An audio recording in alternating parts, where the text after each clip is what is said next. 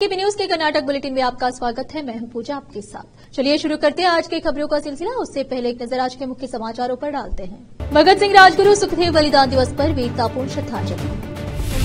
बीदर लोकसभा क्षेत्र से कांग्रेस अल्पसंख्यक को टिकट न देने से नाराजगी। सीएम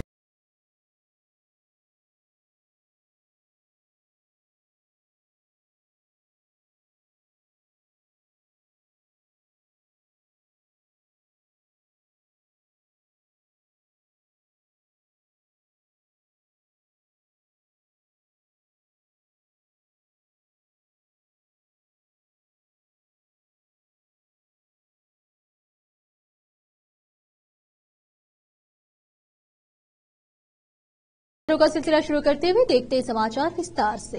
पहले देखेंगे स्थानीय समाचार।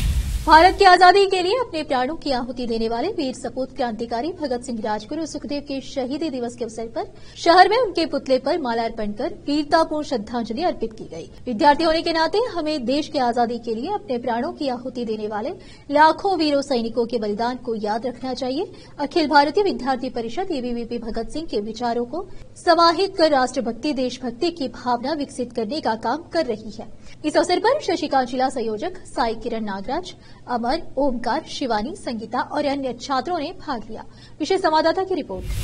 बीदर लोकसभा क्षेत्र में कांग्रेस अल्पसंख्यक को टिकट नहीं देने पर मुस्लिम ह्यूमन राइट्स के जिलाध्यक्ष सैयद वहीद लखन कांग्रेस नेताओं पर भड़कते हुए कहा कि वह जल्द अन्य समाज के लोगों से बात कर चुनाव में क्या करना है इस संबंध में जल्द जानकारी देने की बात कही। कैमरामैन अलीम पाशा का कवरेज। अस्सलाम वालेकुम, आदाब, जय भीम, जय कर्नाटक, जय भारत। आज हमारा मेन मकसद ये है कि आज के हालात को देखते हुए आज आने वाले इंतखाबात में जो लोकसभा इंतखाबात होने वाले हैं, इस इंतखाबात के नज़रिए से सोचकर हम लोगों ने प्रेस मीट बुलाई है।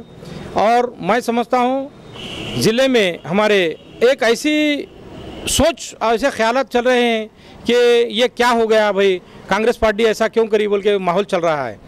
लिहाजा जो है ना, हम लोगों ने 3 से 4 महीने से जो है ना एक माइनॉरिटी कैंडिडेट को ठहरा करने के लिए कोशिश कर रहे थे। लिहाजा जो है ना कांग्रेस पार्टी ने हमको जो है ना दिली तकलीफ दे चुकी है, क्योंकि कांग्रेस से माइनॉरिटी के कैंडिडेट को टिकट नहीं दिया गया।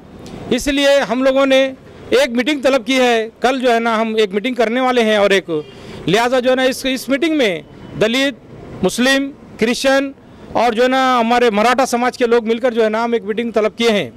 कल हो सकता है कल हम ये इसके ताल्लुक से बात करेंगे। आज जो हमारे बीदर लोकसभा से क्षेत्र से जो टिकट डिसाइड हुआ है, ये एक्चुअल तो माइनॉरिटी का टिकट है, माइनॉरिटी को मिलना चाहिए था। लिहाजा माइनॉरिटी को टिकट ना देकर जो है ना प्रकाश में लिंगायत समाज के कैंडिडेट को बनाया गया है। लिहाजा हमारा मकसद ये है कि बनाए तो बने भाई, कम से कम अगर लिंगायत समाज में अगर टिकट देना ही था आपको पार्टी का, तो माइनॉरिटी को डिक्लेयर क्यों करे। माइनॉरिटी स्टेट में कहीं पर तो देना। 88% वोट लेकर हमारे वोट लेकर जो है ना आप एक सीएम बन सकते हैं। टोटल वोट हमारे लेते हैं और हमको टिकट देने से एतराज़ करते हैं, माइनॉरिटी को टिकट देने से एतराज़ करते हैं। क्या बात है ये सरासर नाइंसाफ़ी है। कांग्रेस पार्टी जो है ना मुसलमानों के साथ में नाइंसाफ़ी की है। इसका तो जो है ना हम जो है ना बराबर इसका खंडन करते हैं कांग्रेस पार्टी का, कि आने वाले दिनों में लोकसभा इलेक्शन में हम बराबर जवाब देने वाला काम करेंगे। लिहाजा जो है ना हम ये तमाम समाज के लोग बैठकर जो है ना एक अपनी तरफ से एक अपनी चॉइस पैदा करेंगे। बीदर के अंदर बीदर लोकसभा कैंडिडेट भी अपनी तरफ से खड़ा करेंगे। ये हम कल तय करने वाले हैं। अभी कौन ठहरेगा, क्यों, किसको वोट डालेंगे, ये कल बताया जाएगा। हम कल की मीटिंग में हम बात करेंगे। मेरा नाम सैयद वहीद लखन है, मैं ह्यूमन राइट्स एसोसिएशन का सदर हूँ। रोकते समाचारों का सिलसिला ब्रेक के लिए। चल लौटते हैं ब्रेक के बाद।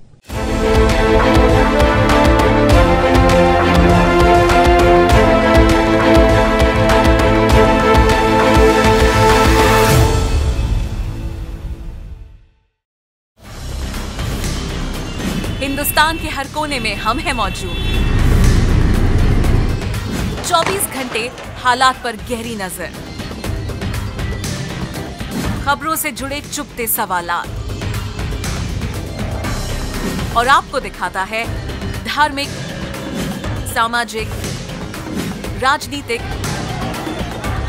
लोकल और इंटरनेशनल न्यूज की सबसे बेहतर कवरेज। जो आपको रखती है हर पल बाखबर। देश और दुनिया भर की खबर के लिए देखते रहें केपी न्यूज 24/7। ब्रेक के बाद आपका स्वागत है। आइए देखते हैं राज्य के अन्य समाचार। मुख्यमंत्री सिद्धरामैया ने आरोप लगाया कि भाजपा ने सत्तारूढ़ कांग्रेस के विधायकों को इस्तीफा देने के लिए 50 करोड़ रुपए की पेशकश की थी और ऑपरेशन कमल के हिस्से के रूप में उन्हें बाद के उपचुनाव के लिए वित्तीय सहायता देने का भी वादा किया था। सभी विपक्षी दलों पर आयकर छापे क्यों पड़ते हैं? क्या अवैध तरीकों से संपत्ति अर्जित करने वाले लोग केवल विपक्ष में हैं? क्या भाजपा में कोई नहीं है? बीजेपी भ्रष्टाचार की जनक है। उसने कर्नाटक में ऑपरेशन लोटस शुरू किया। उन्होंने हमारे विधायकों को उपचुनाव लड़ने के लिए फंड के अलावा 50 करोड़ रुपए की पेशकश की। क्या यह काला धन नहीं है? केपीसीसी कार्यालय में एक संयुक्त संवाददाता सम्मेलन को संबोधित करते हुए सिद्धरामैया ने आरोप लगाया कि भाजपा उनके बैंक खाते फ्रीज करके विपक्षी दलों का गला घोट रही है। चुनाव में हार के डर से भाजपा नेता राजनीतिक दलों और सांसदीय लोकतंत्र को नष्ट कर रहे हैं। वे जानते हैं कि लोगों का जनादेश उनके खिलाफ जा रहा है। वे अनुच्छेद 370 को निरस्त करने, सीएए, राम मंदिर, पुलवामा जैसे भावनात्मक मुद्दों के साथ कब तक खेलेंगे? जब लोकतंत्र पर खतरा होगा तो भारत के लोग बर्दाश्त नहीं करेंगे, बल्कि भाजपा को सबक सिखाएंगे। पूर्व मुख्यमंत्री बसवराज बोम्मई ने कहा कि वित्तीय स्थिति जो पिछले भाजपा शासन के दौरान मजबूत थी, मौजूदा कांग्रेस काल में सबसे खराब हो गई है। राज्य का खजाना खाली हो गया है और सूखा प्रबंधन के लिए जारी करने के लिए कोई पैसा नहीं है। उन्होंने पर्यटन मंत्री एच.के. पाटिल पर कड़ा पलटवार करते हुए कहा कि उनके सभी बयानों का जवाब देने की कोई जरूरत नहीं है, क्योंकि लोग सब कुछ जानते हैं। कर्नाटक में सबसे बड़ी सिंचाई सुविधाएं भाजपा शासन के दौरान हुई और येदियुरप्पा द्वारा पीड़ितों के उत्थान के लिए विशेष कार्यक्रम शुरू किया गया था। सामाजिक न्याय और आर्थिक विकास एक दूसरे से जुड़े हुए थे और पीने के पानी के लिए एक भी पैसा जारी नहीं किया गया था। भाजपा नेता ने कहा, कांग्रेस नेता बैठकों और बयानों के जरिए सूखे को कम कर रहे हैं। मंत्री शिवानंद पाटिल के इस बयान का जवाब देते हुए कि बोम्मई अकेले चुनाव लड़ रहे हैं, पूर्व सीएम ने कहा कि वह हर चुनाव में अकेले रह रहे हैं क्योंकि वह सब कुछ प्रबंधित करने के लिए पर्याप्त अकेले थे। बुधवार को कांग्रेस की बैठक में हॉल से ज्यादा लोग मंच पर थे। उन्हें मजबूरन शक्ति प्रदर्शन करना पड़ा, लेकिन असल में उस पार्टी में एकता गायब थी। कर्नाटक के पूर्व मुख्यमंत्री और मौजूदा भाजपा सांसद डीवी सदानंद गौड़ा, जिन्होंने लोकसभा चुनाव लड़ने के लिए टिकट से इनकार के बाद विद्रोह का झंडा उठाने का संकेत दिया था, उन्होंने गुरुवार को कहा कि उन्हें कांग्रेस पार्टी से प्रस्ताव मिला था, लेकिन उन्होंने पार्टी में शामिल नहीं होंगे। पत्रकारों से बात करते हुए गौड़ा ने कहा, यह सच है कि मुझे कांग्रेस से पार्टी में शामिल होने का प्रस्ताव मिला है। यह वादा किया गया था कि चाहे मैं कहीं से भी चुनाव लड़ूं, वे मेरी जीत सुनिश्चित करेंगे। कांग्रेस नेताओं ने मुझसे कहा कि वे मेरे साथ हुए अन्याय के खिलाफ मेरे साथ खड़े रहेंगे। बेंगलुरु उत्तर निर्वाचन क्षेत्र से चुनाव लड़ने के लिए टिकट से इनकार किए जाने से मैं दुखी हूं, हालांकि मैं कांग्रेस पार्टी में शामिल नहीं होऊंगा। उन्होंने स्पष्ट किया, कई लोग पूछ रहे हैं कि अगर मैं भाजपा में बना रहा तो भविष्य की कार्रवाई क्या होगी। मेरा लक्ष्य पार्टी को शुद्ध करना है, यह मेरा प्रमुख उद्देश्य होगा।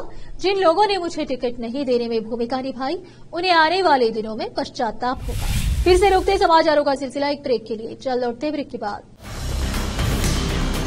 हिंदुस्तान के हर कोने में हम हैं मौजूद।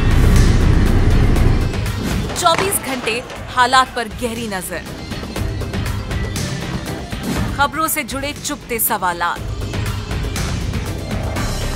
और आपको दिखाता है धार्मिक, सामाजिक, राजनीतिक, लोकल और इंटरनेशनल न्यूज की सबसे बेहतर कवरेज, जो आपको रखती है हर पल बाखबर। देश और दुनिया भर की खबर के लिए देखते रहें केपी न्यूज 24/7। ब्रेक के बाद आपका स्वागत है। आइए देखते हैं समाचार। मंड्या से जेडीएस से 4 बार के एमएलसी मरीतिब्बेगौड़ा और पूर्व एमएलसी अप्पाचीगौड़ा कांग्रेस में शामिल हो गए। दोनों वोकलिगा नेताओं ने कहा कि वे मंड्या से कांग्रेस उम्मीदवार वेंकटरमणेगौड़ा उर्फ स्टार चंद्रू की जीत के लिए काम करेंगे। मैं पहली बार कांग्रेस के टिकट पर एमएलसी बना, दूसरी बार निर्दलीय के रूप में, लेकिन पिछले 2 मौकों पर मुझे जेडीएस का टिकट देने के अलावा पूर्व पीएम एच.डी. देवेगौड़ा और पूर्व सीएम एच.डी. कुमारस्वामी ने मुझे चुनाव जिताने में मदद नहीं की। मरीतिब्बेगौड़ा ने आरोप लगाया, लोकतांत्रिक व्यवस्था के लिए कोई मूल्य नहीं है, न ही कार्यकर्ता और नेताओं के विचारों का। गौड़ा और कुमारस्वामी ने कावेरी मुद्दे का भावनात्मक इस्तेमाल किया है। जेडीएस ने किसानों के नाम पर केवल राजनीति की, लेकिन मंड्या के लिए कुछ भी योगदान नहीं दिया, उन्होंने दावा किया। कर्नाटक उच्च न्यायालय ने कर्नाटक और तमिलनाडु के लोगों के बीच शत्रुता की भावना को बढ़ावा देने के आरोप में केंद्रीय कृषि और किसान कल्याण राज्य मंत्री शोभा करंदलाजे के खिलाफ प्रथम सूचना एफआईआर और आगे की कार्यवाही पर रोक लगा दी। अदालत ने कथित तौर पर शांति भंग करने और दो समुदायों के बीच दुश्मनी को बढ़ावा देने के लिए भाजपा सांसद तेजस्वी सूर्या के खिलाफ 2 और एफआईआर और आगे की कार्यवाही पर भी रोक लगा दी। न्यायमूर्ति कृष्णा एस दीक्षित ने करंदलाजे की एक याचिका पर सुनवाई के बाद कार्यवाही पर रोक लगा दी, जिसमें बेंगलुरु सेंट्रल लोकसभा क्षेत्र के फ्लाइंग स्क्वाड के प्रमुख की शिकायत के आधार पर उनके भाषण के लिए बेंगलुरु की कॉटनपेट पुलिस द्वारा उनके खिलाफ दर्ज की गई एफआईआर की वैधता पर सवाल उठाया गया था। न्यायमूर्ति दीक्षित ने सूर्या द्वारा दायर याचिकाओं पर भी सुनवाई की, जिसमें 19 मार्च को एक दुकानदार पर हुए हमले के खिलाफ शहर के नागरतपेट में एक विरोध प्रदर्शन के दौरान कथित तौर पर शांति भंग करने के लिए हालसोर गेट पुलिस द्वारा उसके खिलाफ दर्ज की गई 2 प्राथमिकियों की वैधता पर सवाल उठाया गया था। करंदलाजे के खिलाफ उनके कथित नफरत भरे भाषण के लिए लोक प्रतिनिधित्व अधिनियम के प्रावधानों के तहत 20 मार्च को एफआईआर दर्ज की गई थी। एफआईआर में कहा गया है कि उनके भाषण ने आदर्श आचार संहिता का उल्लंघन किया है। खाद्य एवं नागरिक आपूर्ति मंत्री के.एच. मुनियप्पा ने अपने दामाद के लिए कोलार से टिकट मांगा कि कांग्रेस पहले ही उनके कैबिनेट सहयोगियों के बच्चों को टिकट दे चुकी है। मुनियप्पा ने उप मुख्यमंत्री और कर्नाटक कांग्रेस अध्यक्ष डी.के. शिवकुमार, जहां मुनियप्पा ने अपने दामाद के.जी.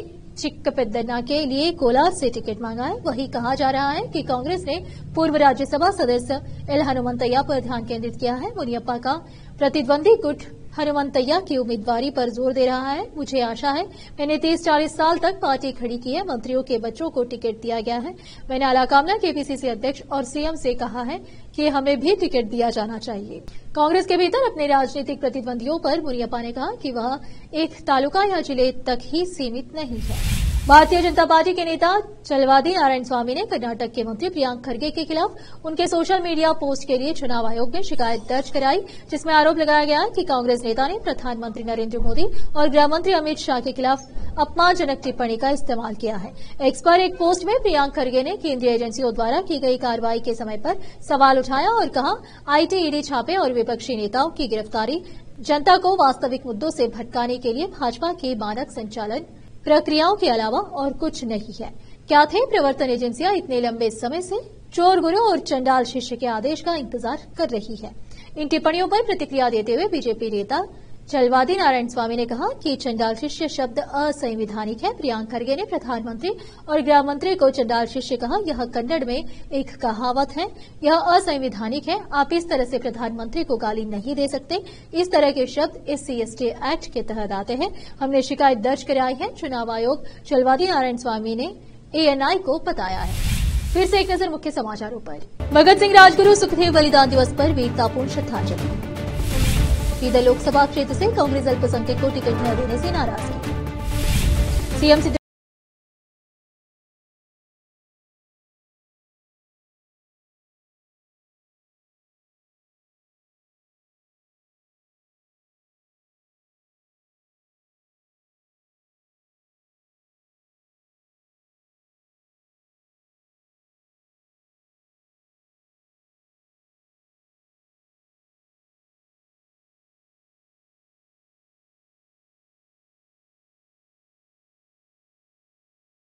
के कर्नाटक के बुलेटिन में आज इतना ही। आप देख रहे थे केपी न्यूज का कर्नाटक बुलेटिन। अन्य समाचारों के लिए जुड़े रहे हमारे चैनल से। केपी न्यूज 24/7 से धन्यवाद।